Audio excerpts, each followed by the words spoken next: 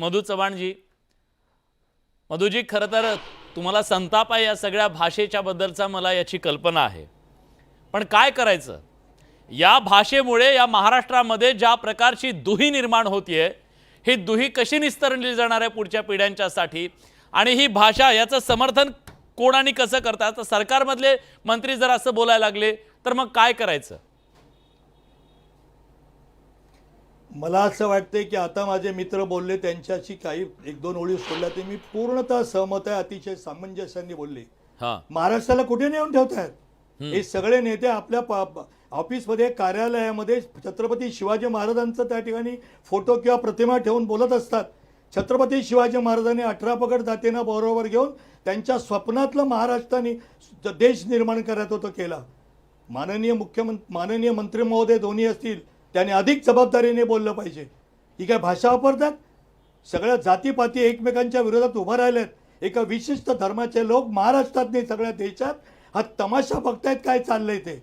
अतिशय स्पष्टपणे त्या ठिकाणी कायद्यामध्ये तरतूद आहे की हैदराबाद गॅझेट जरी घेतलं तरी तावून चुलाकून सगळ्या गोष्टीचं पारख करून त्यांना सर्टिफिकेट दिलं आहे. आणि ज्यांचं शतकानुशतकं हैदराबाद गॅझेट असेल, कुणबी म्हणून नोंद आहे मराठ्यांची, तर त्या कुणब्यांना त्या ठिकाणी दिलं पाहिजे. भारतीय जनता पार्टीने शासनाचं मत असं आहे, हे ओबीसीच्या कुठल्याही प्रकारच्या आरक्षणाला धक्का काय साधा लांबून सुद्धा स्पर्श केला जाणार नाही आणि मराठ्यांना त्या ठिकाणी देत असताना ओबीसीला दिलं जाणार नाही. घटनेने सामाजिक आणि आर्थिक विकास करण्यासाठी सर्व समाजातल्या लोकांना बरोबर घ्यावं, हा फंडामेंटल राईट्स नाही.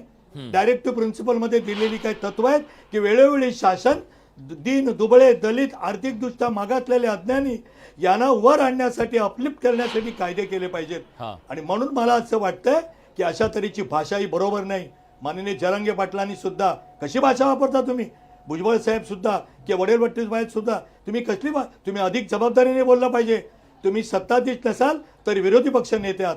तुम्ही छगन भुजबळ साहेब, तुम्ही मंत्रिमंडळाचा पार्ट अँड पार्सल तुम्ही आहात. तुम्ही अनेक आंदोलनं पाहिलेली आहेत. आणि म्हणून मला असं वाटतंय आज सगळे तमाशा बघतायत. महाराष्ट्रातली जनता या सगळ्यांनी त्रस्त झालेली आहे. आज जो उठतो तो, आज तुम्हाला मी सांगू इच्छितो दुर्दैवाने की कुठला तरी एखादा समाज उठतो, आम्हाला हिंदू समाज म्हणू नका, मी कोकणातला आहे, तिथले कुणबी समाजातल्या एका नेत्याने सांगितलं की आम्ही तुम्हाला आमची ताकद मुंबईत नेऊन दाखवतो. दुसरे सांगणार आम्ही मुंबई बंद करू जाऊ शकतो. काय चाललंय? ज्याला मिळत नाहीये, ज्याच्या ताटात 2 घास कमी आहेत त्याला द्यायचं काम आहे. दुसऱ्याच्या ताटातून घेऊन कोणी करत नाही आहे. म्हणून तुमचं म्हणणं बरोबर आहे. माझ्यासारखा राजकीय कार्यकर्ता सुद्धा पक्ष अभिनिवेशाने बोलत नाही. आमचा पक्ष नंतर आहे, पहिला त्या ठिकाणी देश आणि समाज बांधव माझे महत्वाचे आहेत. आज एकमेकांच्या समोर उभे राहिलेत, ठीक आहे, द्वेष करून उभे राहिले. मी येतो तुमच्याकडे सर. मला अतुल लोंढेजींना विचारायचं आहे. अतुल, जे आंदोलक आणि दुसऱ्या बाजूला सरकारमधले विरोधी पक्ष हे जे प्रमुख नेते आहेत, म्हणजे आता तर ते सगळं विसरले, ते जातीचे नेते झाले दोन सगळीकडे. या सगळ्यांची ही जी लढाई आहे किंवा आता जे सध्या एकमेकांना भांडतायत, जे बोलतायत, जी भाषा वापरतायत, ही नुरा कुस्ती आहे की पॉलिटिकल स्कोर सेट करण्याचा हा प्रयत्न आहे या सगळ्यांचा, आपापलं नेतृत्व एस्टॅब्लिश करण्याचा आणि आपलं नेतृत्व वाढवण्याचा, महत्त्व वाढवण्याचा? काय दिसतंय तुम्हाला या सगळ्यामध्ये? सगळ्यात पहिले तर आपण हे पाहिलं पाहिजे की 2014 नंतरच राजकीय भाषा आणि राजकारण्यांची भाषा कशी बिघडली. आपण ही चर्चा तेव्हाच करायला पाहिजे नव्हती जेव्हा बटेंगे तो कटेंगे आणि धार्मिक उन्माद निर्माण करण्याचा प्रयत्न केला. आपण ही भाषा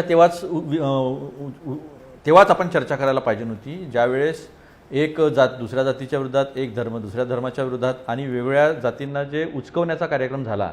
आणि तुम्ही आरक्षण मागा, याच्या व्यतिरिक्त आपण पेपर लीक होतात, नोकऱ्या रेग्युलर येत नाही, परीक्षा रेग्युलर होत नाही, तिथे सगळ्याच जाती धर्माचे विद्यार्थी पुणे असेल, औरंगाबाद असेल, कोल्हापूर असेल, नागपूर असेल, मुंबई असेल, इथे प्रचंड मोठ्या प्रमाणावर 32 लाख शेतकऱ्यांची पोरं आज वेगवेगळ्या परीक्षांसाठी, नोकऱ्यांसाठी तयारी करत आहे, कारण शेतीतून भागत नाही. आता तर शेतीची माती खरवडून गेलेली आहे. जी आपली पिकाऊ माती असते तीच खरवडून गेली आहे, शेतच गेले आहे. म्हणजे ऊस जेव्हा जातो तेव्हा समजून घ्यायचं तुम्ही त्या पावसाची आपण गणती करू शकत नाही. ऊस हे शेवटलं पीक आहे पावसाला बळी पडणारं.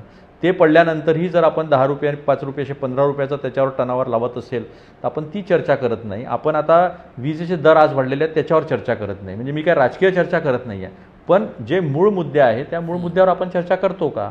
आणि 2014 नंतर एवढे मोठे मोर्चे, एक समाज दुसऱ्या समाज, पूर्ण देशभर उभे राहिलेले आहे.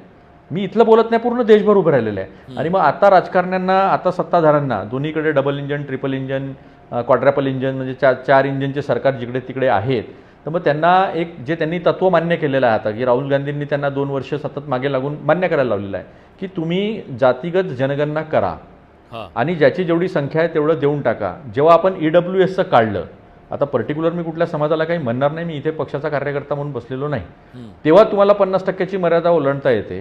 आणि मग आता का 50% मर्यादा ओलांडता येत नाही? ह्या पोळीचा आकारच तुम्ही एवढा ठेवलेला आहे आणि आकार लहान ठेवलेला असल्यामुळे सगळ्यांना एक प्रकारची भीती निर्माण झालेली आहे आणि या भीतीतून संभ्रम निर्माण करण्याचा कार्यक्रम सगळा सुरू आहे.